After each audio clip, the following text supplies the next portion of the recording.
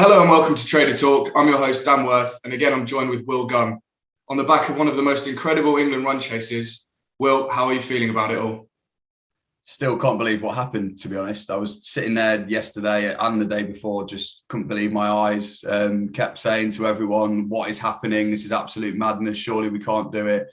And then, just in the end, won really, really easily. To chase that score, record chase, 3 down against that bowling attack and make them look the way that they did was just incredible.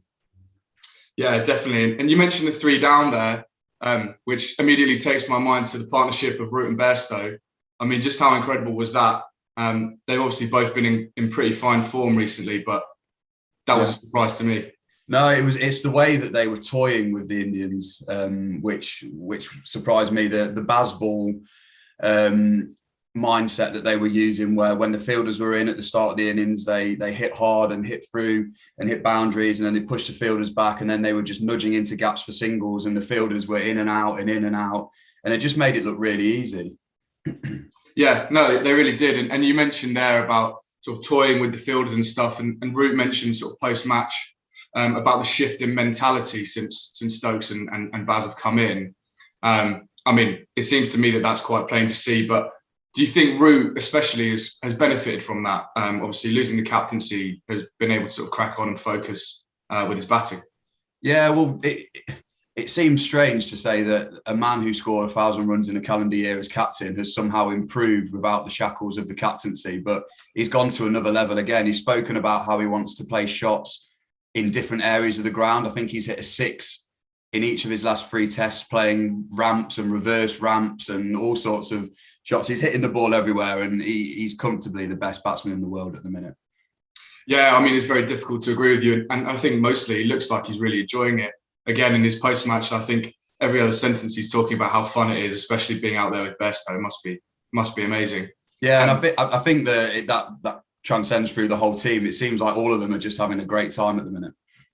Yeah, it really does, mate. And that's got to bode well for these big run chases, which England seem to be having no issue with at the moment. But yeah, on the run chase topic, it seems like Stokes is saying, well, you set the score, guys, and we'll chase whatever you put out. And so far that's worked. But do you think that's got legs to continue? It's kind of bringing the one-day mentality over into Test cricket, which I never thought I'd see. And even on the first day of this test, I thought it's a bit strange, but saying that we're going to chase and that. But I guess knowing what they need to do and how long they have to do it is a massive thing for them. And like it did, like I said, with the field toying with the Indians, it kind of sets their mindset a bit strange. I know in this scenario that they didn't actually have to declare and set a target, but now teams are going to look at England and think, how many do we actually need to score to be safe? Teams in the past maybe would have declared a 400-500 lead, but now England could have chased 600-700 there. So it's going to be interesting to see how teams deal with the chasing mentality that England have now. Yeah, definitely. Well, it certainly means one thing, and that it's going to be super exciting, whoever England are playing. So that brings me on to my next question. And we've obviously got South Africa and Pakistan coming up. I wanted to look a little further afield and ask you whether it's worth getting excited about the Ashes next summer yet, or maybe I'm getting a bit carried away. It's hard not to be excited about the Ashes. That was kind of the first thing that I thought of yesterday when we chased that down, was how is this going to look by the time we get to next summer? And the next 2 series we've got are going to be a good test for us. Hopefully we can get through the South Africa one, and then away at Pakistan is always a tough place to go. But there's no reason that we can't come away from those 2 series with wins. And then we've got such good confidence going into the Ashes, and it will be all to play for. Yeah, mate, I completely agree with you. And confidence is obviously a big thing. But also we've got quite a few injured players to come back, particularly in the bowling attack, although it's hard to kind of request new bowlers when Jimmy and Broad were on the money completely in the last test. But yeah, it's an exciting time to be an England Test cricket fan.